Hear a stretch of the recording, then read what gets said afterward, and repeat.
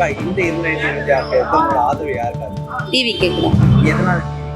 தலைவர்ல அண்ணன் வராரு, பண்ணாத இருக்க முடியுமா? கண்டிப்பா இந்த 26 டிவிக்கே தான்.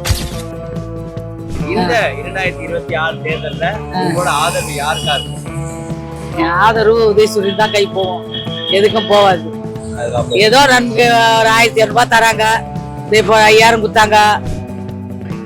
அதோட அதிகமா தர ரெடியா இருக்காங்களே அடுத்த கட்சிலாம். தட்டம்பா, அதான் அதுக்கு தானே போடுறேன்.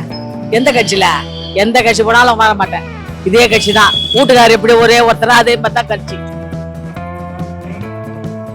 இப்போ நடைமுறையில இருக்க ஒரு விஷயம் சரியில்லை, ஆனா வந்துட்டு நடைமுறையில இந்த விஷயத்த மாத்துவாங்கன்னு தான். எந்த விஷயத்தையும் போலீஸ் கொஞ்சம் ஸ்ட்ரிக்டா இருப்பாங்க. இப்ப போலீஸ் ரொம்ப கண்டுக்கிறதுல இருக்குமே.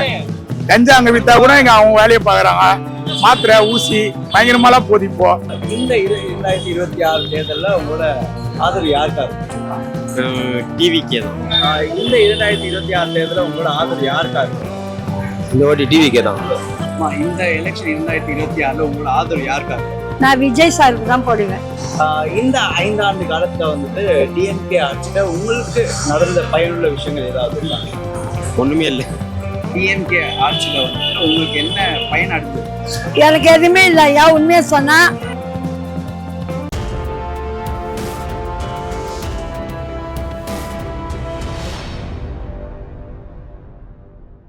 யூ தமிழ் நேயர்கள் அனைவருக்கும் விஜய் ஜீவின் அன்பார்ந்த வணக்கங்கள். இந்த 2026 தேர்தலில் எந்த அணி வெற்றி பெற போறதுங்கிற ஒரு பெரிய கேள்விக்குறி மக்களிடையவும் அண்ட் அரசியல் ரீதியாகவும் பெரிய குழப்பத்தையே வந்துட்டு உண்டாயிருக்குன்னு சொல்லலாம்.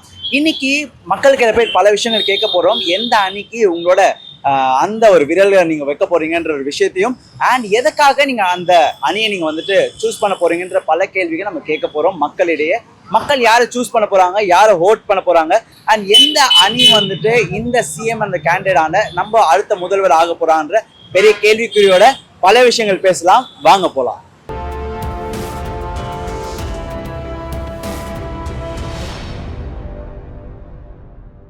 அக்கா, இந்த 2026 தேர்தல் உங்களோட ஆதரவு யாருக்காரு?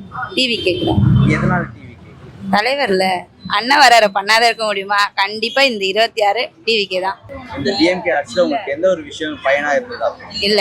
இல்லாத ஒரு விஷயத்தை இப்ப மாத்தணும்னா டிவிக்கே நீங்க சொல்றீங்க இல்லையா, டிவிக்கே வந்தா இந்த விஷயத்த மாத்துவாங்கன்னா எந்த விஷயம்? மகளிருக்கு பெனிஃபிட் அண்ணன் வந்தா. நான் சொல்ற 4 பேர் ஃபர்ஸ்ட் செகண்ட் தேர்ட் ஃபோர்த் நீங்க இருக்கீங்க.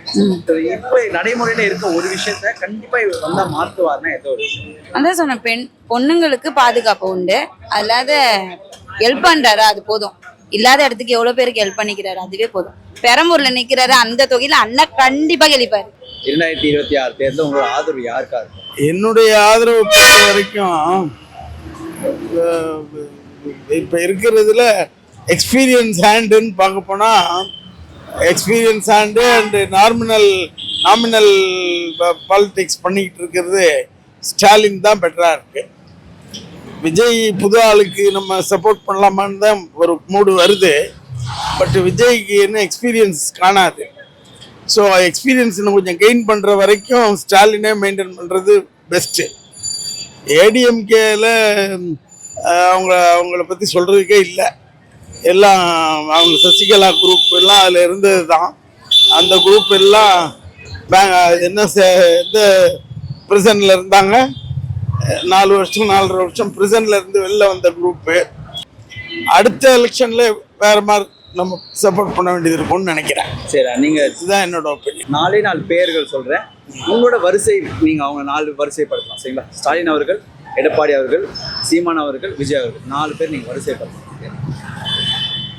இதான் சொல்றேன், எல்லாரோட ஸ்டாலின் இந்த எலெக்ஷனுக்கு ஸ்டாலின் தான். அடுத்த எலெக்ஷனுக்கு ஒருவேளை விஜய்க்கு மாறினாலும் மாறலாம். நன்றி.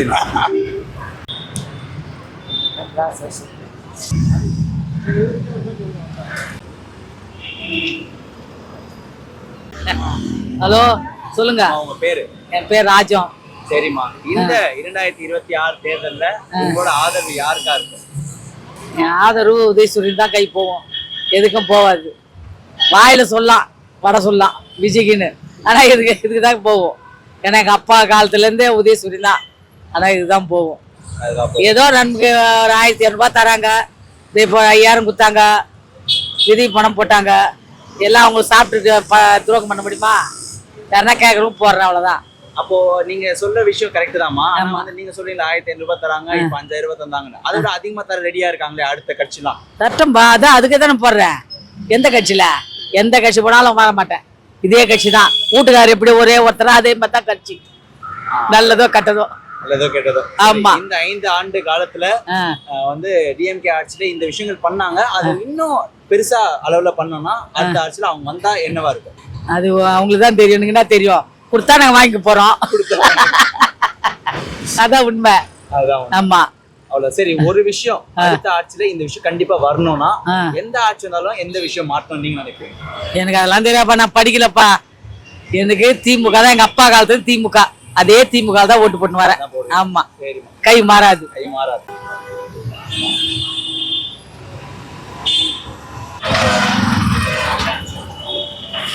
அக்கா, இந்த 2026 தேர்தலில் உங்களோட ஆதரவு யாருக்காக? நாங்கள் எப்பவுமே டிஎம்கே தான்ப்பா.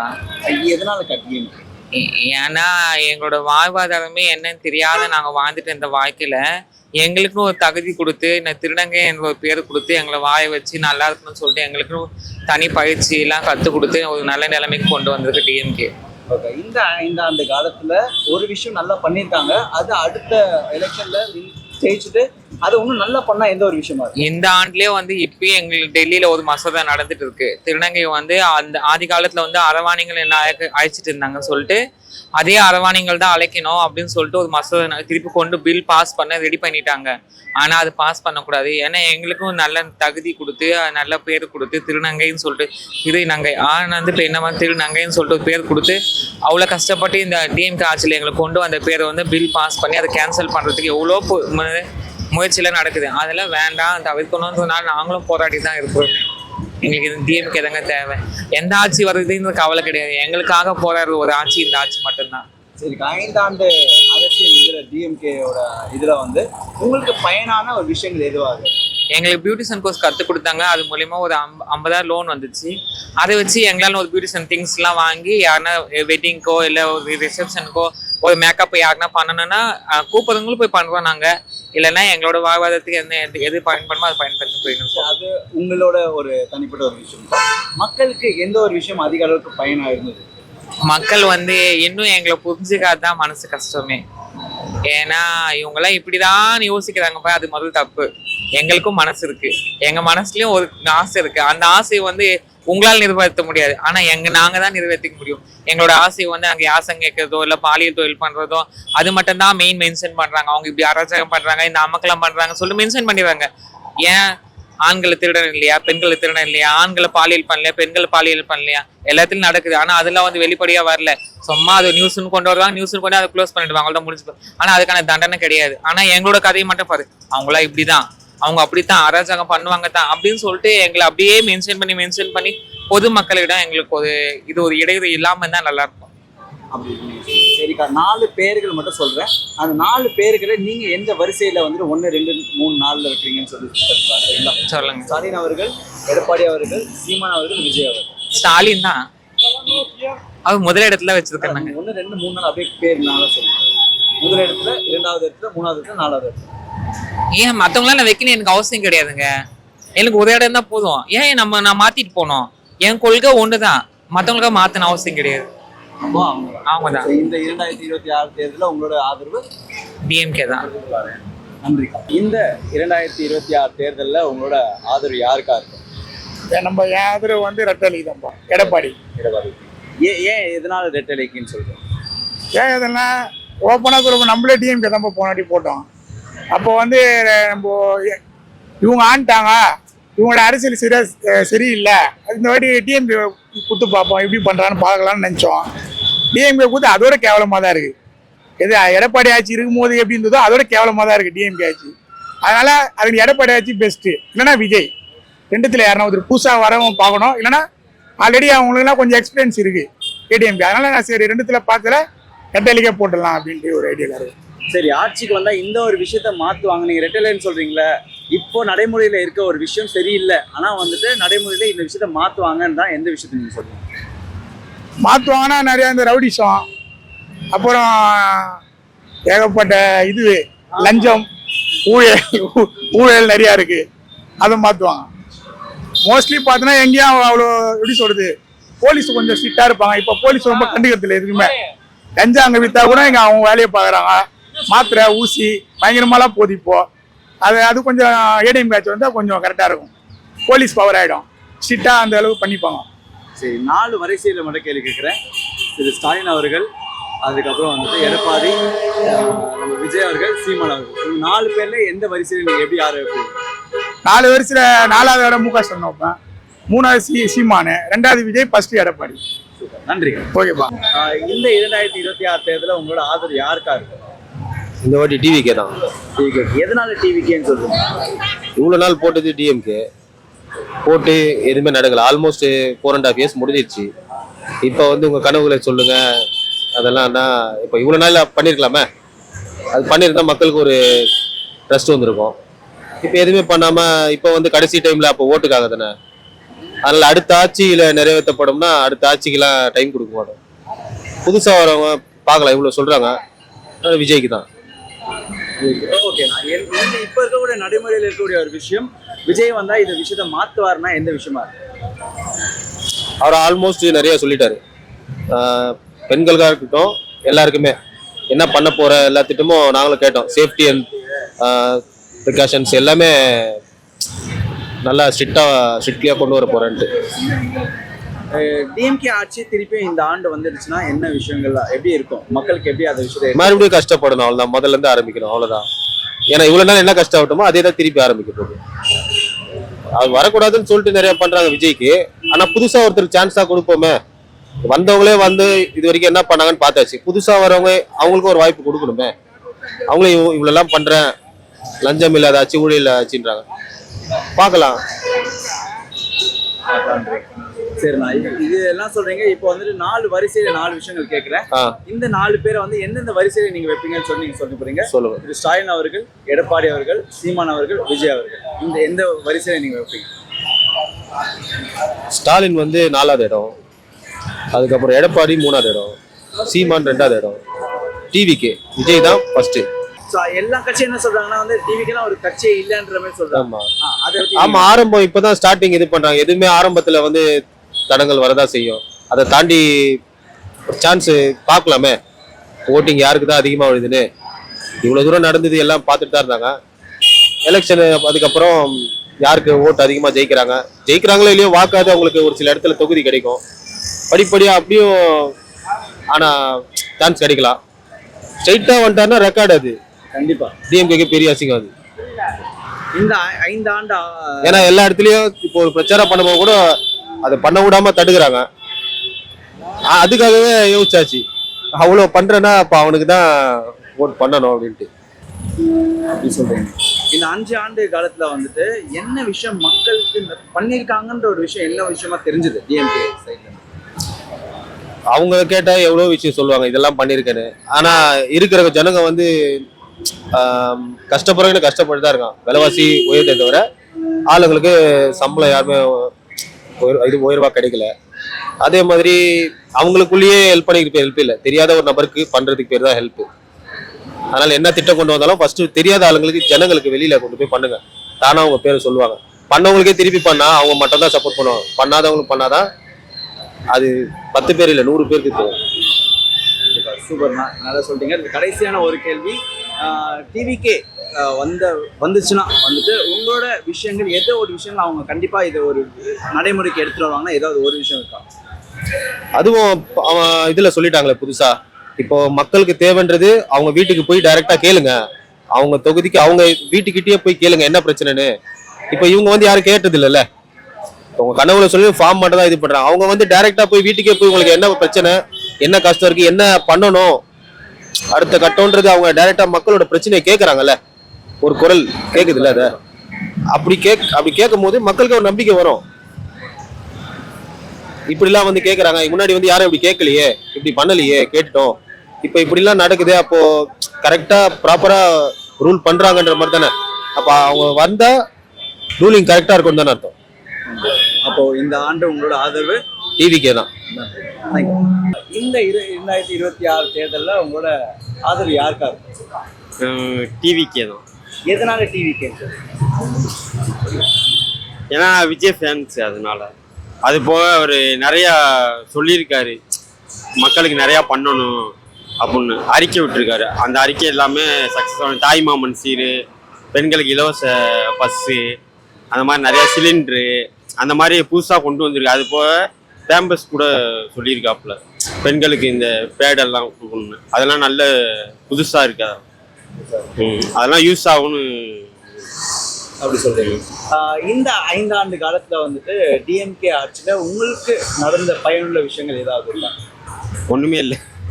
என்ன எப்படி சொல்லிட்டீங்க ஒண்ணுமே இல்லைன்னு சொல்லிட்டு? உங்களுக்குன்னு எதுவுமே இல்லைங்களா அந்தபடியாக? சரி, அது கட்சியில் உள்ளவங்க, ஆனால் அவங்க 1 கோடி பேருக்கு உறுப்பினர் அட்டையே கொடுத்துருக்காங்க, கட்சிக்காரவங்க இருக்காங்க, அவங்களுக்கு தான் அது போகுது. எங்களுக்குலாம் அது வரலையே, கட்சிக்காரவங்களுக்கு மட்டும்தான் அது. சரி, இந்த 5 ஆண்டுல வந்துட்டு இந்த அரசு எதுவுமே பண்ணல, ஆனா டிவிகேல இந்த விஷயங்கள் பண்ணிடுவாங்கன்னா எந்த விஷயமா இருக்கு? ஏதாவது ஒரு விஷயம் வந்து டிவிகே அதான் பெண்கள் பாதுகாப்பு, அது இதுவரை மர்டர் மட்டுமே நிறைய நடந்திருக்கு உங்க ஆட்சியில் அப்படின்னு சொல்றாங்க. 8900 மர்டர் கிட்ட நடந்திருக்கு. அந்த மாதிரி மர்டர் எல்லாம் கம்மியாகும், கொஞ்சம் சட்டம் ஒழுங்கா கொஞ்சம் சீர் செய்வாங்க, அந்த மாதிரி நம்புறேன். வேற எதுவும். அப்போ இந்த எலெக்ஷன்ல உங்களோட ஆதரவு டிவிக்கு கேட்கலாம். சரி, 4 பேரோட பெயர் சொல்றேன். இவங்கள எந்த வரிசையில நீங்க வைப்பீங்கன்னு சொல்லி பார்க்கலாம். ஸ்டாலின் அவர்கள், எடப்பாடி அவர்கள், சீமான், விஜய். நீங்க 4 வந்துட்டு அப்படியே அவங்க லைன் ஆர்டர் பண்ணலாம். விஜய் தான். அப்படி இல்லை, 4 வரிசை நீங்க பண்ணலாம். யாரை எந்த பொசிஷன்ல வைக்க போறீங்கன்னு? தாவைக்கா வந்து சிஎம் தான் விஜய் சாரு, எதிர்கட்சினா ஸ்டாலின் சாரு, அதுக்கு அடுத்து தான் மற்றவங்க எல்லாரும். சரி, இந்த எலெக்ஷன் 2026ல உங்களோட ஆதரவு யாருக்கா இருக்கும்? நான் விஜய் சாருக்கு தான் போடுவேன். எதனால விஜய் சாருக்கு போடுறோம்? விஜய் சார் வந்து மக்களை வந்து அவர் ஒரு இதுல போனா கூட அதுல எத்தனை பேர் உயிர் இருந்தாலும் அவர் கண்ணீர் விட்டாரு. கண்ணீர் விட்டுட்டு என்ன சொன்னார், என் குடும்பம் ஈஞ்சம்பாக்கத்துல இருக்குது, எது பண்ணினாலும் என் ஃபேமிலியை பண்ணுங்க, மக்களை பண்ணாதீங்க. அந்த ஒரு நன்றி ஒன்று. 2வது இலவசம் சொல்றாங்க, மக்கள் பணத்தை எடுத்து கொடுத்துட்டு அவங்கள என்ன இலவசம் நீங்க சொல்றீங்க அப்படின்னு சொன்னார். சரிம்மா, இந்த 5 ஆண்டு காலத்துல டிஎம்கே ஆட்சியில வந்துட்டு உங்களுக்கு என்ன பயன் அடைஞ்சது? எனக்கு எதுவுமே இல்லை. ஏன் உண்மையை சொன்னா என்னைய நாளைக்கே போட்டு தள்ளிடுவாங்க. ஏன்னு கேளுங்க, நான் 40 வருஷமா பூக்கடையில் இருக்கிறேன். எனக்கு ஓட்டு ஐடி, ஆதார் கார்டு எல்லாமே இருக்குது. எனக்கு வீடு இல்லை. கட்சிக்காரங்க மூலியமா அவங்கவுங்க ஃபேமிலிக்கு தான் வீடு கொடுத்தாங்க தவிர எனக்கு இது வரைக்கும் ஒன்றும் கொடுக்கல. இன்னைக்கு வரையும் நான் பிச்சை எடுத்து தான் சாப்பிட்றேன். எனக்கு ஒரு பொண்ணு, அவளுக்கு 2 பசங்க. இன்னைக்கு நான் பிச்சை எடுத்து தான் ஐயா காப்பாற்றுறேன். இந்த விஷயம்லாம் மாறணும்னா வந்துட்டு விஜய் அவர்கள் என்ன பண்ணா நல்லா இருக்கும்னு சொல்லி நீங்க நினைக்கிறீங்க? விஜய் வந்து மக்களுக்குள்ளே இருந்தவர், மக்களோட மனசை பிடிச்சவர். ஒரு படம் நடிக்கையில கூட அந்த இதை வந்து இந்த டைரக்டர் இந்த இதில் பண்ணுனா மக்களுக்கு பிடிக்கும் அப்படின்னு நினச்சவர். இப்போ மக்கள் மத்தியிலே அவர் வந்துட்டாரு. யார் ஜெயிக்க மாட்டாங்க, ஆனால் எங்கள் விஜய் தான் ஜெயிப்பார். இப்போ வந்து யூடியூப்பில் பாருங்கள், ஃபஸ்ட்டு விஜய் தான் வருவார். மக்கள் வந்து விஜய்க்கு தான் போடுவாங்க. உங்கள் ஃபேமிலியே நீங்கள் விஜயில் இருக்கணும்னு நினச்சா, உங்கள் ஃபேமிலி பரம்பரையாக நீங்கள் இருக்கிறீங்க. ஒரே ஒரு வாட்டி வெளியாளுக்கு ஓட்டு போட்டு பாருங்க. நான் சொல்றது அதுதான். அப்பா இருந்தாரு, 2வது அப்பா தாத்தா இருந்தாரு, அப்பா இருக்காரு, மகன் இருக்கிறான். 3வது வாட்டி ஒரு விஜய்க்கு போட்டு பாருங்க, அவர் நம்மளுக்கு நல்லது செய்யறாங்கன்னு பார்க்கலாம். செய்வேன். ஆனால் ஒன்னே ஒன்று சொல்லிட்டாரு, நான் பணம் தர மாட்டேன், என் வீட்டு கதவு என்னைக்குனாலும் திறந்து இருக்கும், மக்களுக்கு ஆதரவுக்கு, மக்களுக்கு என்ன நடந்தாலும் நான் வந்து நிற்பேன்னு சொன்னவர் தான் எங்கள் தலை. இன்னொரு ஒரே ஒரு விஷயம், இது பர்சனல் விஷயம். எனக்கு இந்த கட்சியில் வந்து தான் விஜய் பிடிக்கும்னு இல்லை. என் பொண்ணுக்கு விஜய் பிடிக்கும், எனக்கு பிடிக்கும். என் பேர் சஞ்சய், என் பேத்தி பேர் வித்யா. என் பேரனுக்கு கல்யாணம் ஆயிடுச்சு, என் பேத்தி வயசு பொண்ணு. இது வரைக்கும் அவங்க பேர் தான் நாங்கள் வச்சிருக்கிறோம். இருந்தாலும் நான் பிச்சை எடுத்து தான் சாப்பிட்றேன். என்னை எங்கன்னா கட்சியில் பார்த்து என்னை அடிக்க போகிறாங்க. அதெல்லாம் எதுவும் நடக்காது. எல்லாரோட ஆதரவு கண்டிப்பாக உங்களுக்கு இருக்கும். சரிம்மா, எந்த விஷயமும் உங்களுக்கு பயனே அடையிலையா டிஎம்கே ஆட்சியில்? எதுவுமே இல்லை. ஒரே ஒரு வாட்டி 5000 ரூபாய் வாங்கினேன் பேங்கில். ஒரே ஒரு வாட்டி 5000 ரூபாய் வாங்கினேன். அவ்வளோதான். என்கிட்ட எல்லா ப்ரூஃபும் இருந்து எனக்கு வீடு இல்லை. நான் இந்த சந்தில் படுக்கிறேன், அங்கே படுக்கிறேன், இங்கே தான் படுக்கிறேன். எனக்கு எதுவுமே கொடுக்கல. ஆனால் கட்சிக்காரங்களுக்குள்ளே மாமா மச்சான் சித்தப்பா பெரியப்பா இதை தான் வாங்கிக்கிறாங்களே தவிர இந்த அனாதையாக இருக்குது. ரோட்டில் தான் நான் இத்தனை வருஷம் பூக்கடையில் தான், இந்த பூக்கடை பஸ் ஸ்டாண்டு பேரத்தில் தான் இருந்தேன். எனக்கு எதுவுமே தரல. எனக்கு அதை பற்றி பிடிக்கல. விஜய் வந்து ஒரு பிச்சைக்காரங்களுக்குன்னு ஒரு வீடு கட்டி தர மாட்டாரா? அந்த ஆதரவை நான் எதிர்பார்க்கல. சரி, இதெல்லாம் தாண்டி விஜய் அவர்கள் வந்தாருன்னா இந்த ஒரு விஷயம் கண்டிப்பா பண்ணுவாருன்னா ஏதாவது ஒரு விஷயம் இருக்கா? இருக்குது. மக்களுக்காண்டி நல்லது பண்ணுவாரு. மக்களுக்காண்டி எங்க வேணாலும் கேள்வி கேட்பாரு. மக்களுக்கு உயிரியே கொடுப்பாரு. அப்ப எல்லாருமே ஆட்சிக்கு வரும்போது அதை சொல்லிட்டு தானே வர்றாங்க. அதாவது ஃபர்ஸ்ட் படிக்கட்டு தான் ஏறி வைக்கிறாரு.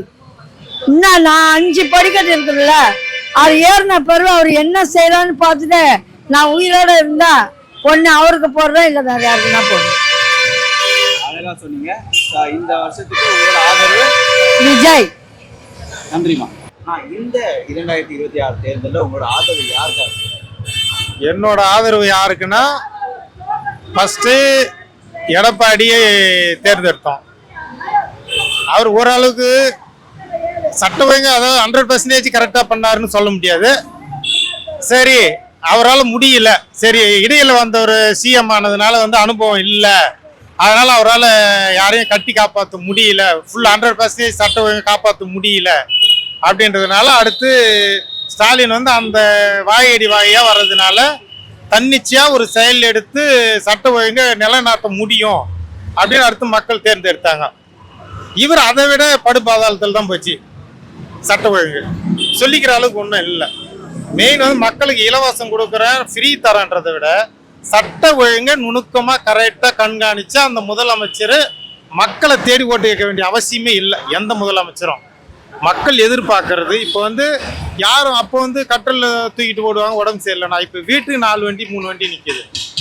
யாரும் வீட்டுக்கு ஆஸ்பத்திரி வேணும், வீட்டுக்கு தான் எல்லாமே வேணும், பக்கத்தில் வேணும், ஸ்கூல் அப்படிலாம் யாரும் கேட்கறது இல்லை. சட்ட ஒழுங்கு நல்லா இருக்கணும், மெயின் அதை தான் எதிர்பார்க்குறாங்க. அதை கரெக்டாக கொடுத்தாலே நீ சிஎம் எந்த சிஎம்மாக இருந்தாலும் போய் தெருவாக சுற்றி ஓட்டு கேட்க வேண்டிய அவசியமே இல்லை. ஆட்டோமேட்டிக் ஓட்டு வந்துடும். இப்போ அதுக்கு அடுத்து மக்கள் மனப்பான்மை எப்படி இருக்குதுன்னா, சரி விஜய் வந்தால் கொடுத்துருவாரா? ஆனால் கொஞ்சம் கஷ்டம்தான். ஏன்னா இவர் தன்னிச்சையாக பண்ணுறவர், அதிகாரத்தில் இவராலேயே பண்ண முடியலன்னா அவர் வந்த உடனே சட்ட ஒழுங்கை கரெக்டாக காப்பாற்ற முடியாது. ஆனால் முயற்சி பண்ணால் முடியாது எதுவுமே இல்லை, முடியும். ஆனால் இவங்க ஏன் அதை இழிப்பிரியாக விடுறாங்கன்னு தெரியல. இப்போ மக்கள் எல்லாருமே விஜய் வந்தால் அந்த சட்ட ஒழுங்கை கரெக்டாக பண்ணுவார் அப்படின்ற ஒரு மனநிலைக்கு போயிருக்கிறாங்க. அடுத்து பார்ப்போம். மே மாதம் எலெக்ஷன் எண்ணும் போது, ஓட்டு எண்ணும் போது பார்ப்போம். அடுத்து வரவங்களாவது இந்த மக்கள் கோரிக்கை வச்சு அந்த சட்ட ஒழுங்கை நிலநாட்டை யாராவது வர முதலமைச்சர், அது ஸ்டாலினாக இருந்தாலும் சரி, எடப்பாடியாக இருந்தாலும் சரி, விஜயா இருந்தாலும் சரி, இந்த சட்ட ஒழுங்கை யாராவது 100% அதை கண்காணிக்கிறாங்களா, முடியுதா, இல்லை தோல்வியிலேயே முடிகிறாங்களா, அதை பொறுத்து பார்ப்போம். அழகா சொல்லிட்டீங்க. சரி, நீங்க எங்களோட விருப்பமும் சரி, மக்களோட விருப்பமும் சரி, சட்ட ஒழுங்கை 100% கொடுத்தா போதும். வேற எந்த இலவசமும் யாருமே எதிர்பார்க்கல. அவங்க இன்னைக்கு ஜென்ரேஷன் நல்லா வளர்ந்துருக்குது நாடு, நல்ல வேலைக்கு ஏற்ற வருமானம் இருக்கு. இன்னைக்கு மண்ணு தொகை போனால் கூட 800 ரூபாய் இருக்குது, அது போதுமானது. போதைப் பொருளை குறைச்சி சட்ட ஒழுங்கு நிலைநாட்டினா போதும். முதலமைச்சர் இனிமேல் தமிழ்நாட்டுக்கு அப்படி ஒரு முதலமைச்சர் தான் தேவை. நான் ஃப்ரீ தரேன், அதை தரேன்ற அவசியம் தேவையில்லை. ஏன்னா அன்னைக்கு இல்லாத போது கொடுத்தாங்க, ரைட்டு. அன்னைக்கு நேரு கொடுத்தாருனாக்கா அன்னைக்கு பசங்களுக்கு சாப்பாட்டுக்கு வசதி இல்லாத இருந்துச்சு, அன்னைக்கு சோறு போட்டார் மதிய உணவு. இன்னைக்கு உணவுக்கெல்லாம் யாரும் திண்டாட்டப்படுறதில்லை, பணத்துக்கு திண்டாட்டப்படல. உழைக்காம சாப்பிடணும், நீ இலவசம் கூட உழைக்காம சாப்பிடணும்னு தான் நினைக்கிறாங்களே தவிர யாரும் சாப்பிட முடியாதவங்கலாம் இல்லை, வரவு இல்லாதவங்க இல்லை. இன்னைக்கு மண்ணு தொகை போனால் சும்மா நின்றுந்தா கூட 400 ரூபா கொடுப்பாங்க ஒரு வேலை செய்யறத நின்று பார்த்தாலே. அப்படின்னும் போது அவங்களுக்கு இலவசம் தேவையில்லையே, அந்த 400 வச்சே ஒரு நாள் கூட பண்ணலாமே. நீங்க சொல்ற விஷயங்கள் என்னதான் யாருன்னா ஓட்டு பண்ணாலும் உங்களோட உழைப்பால தான் நீங்க நிக்கிறீங்க. இல்ல, உழைப்பால தான் நிக்கணும், அப்பதான் அவன் தைரியமா நிக்க முடியும். உழைப்புல தான் நிக்கணும். இலவசம் வேண்டாம், சட்ட ஒழுங்கு கரெக்டா கொடு. இலவசம் கொடுக்காது, அவன் 4 நாள் பட்டினி அதை பாட்டு போய் உழைச்சி சாப்பிட்டோம், அது நானா இருந்தாலும் சரி. இலவசம் எதுக்கு? சட்டத்தை பத்தி நீங்க சொன்னீங்கன்னா இந்த ஒரு 5 ஆண்டு ஆட்சி காலத்துல இல்லாத ஒரு விஷயம் அடுத்த ஆட்சியில வந்துட்டு இது ஒரு விஷயத்த பண்ணியே ஆகணும்னா எந்த விஷயம் பண்ணியே ஆகணும்னா இப்போதைக்கு மக்கள் எதிர்பார்ப்பு வந்து போதைப் பொருள் சுத்தமா கட்டுக்காப்புல இருக்கணும்.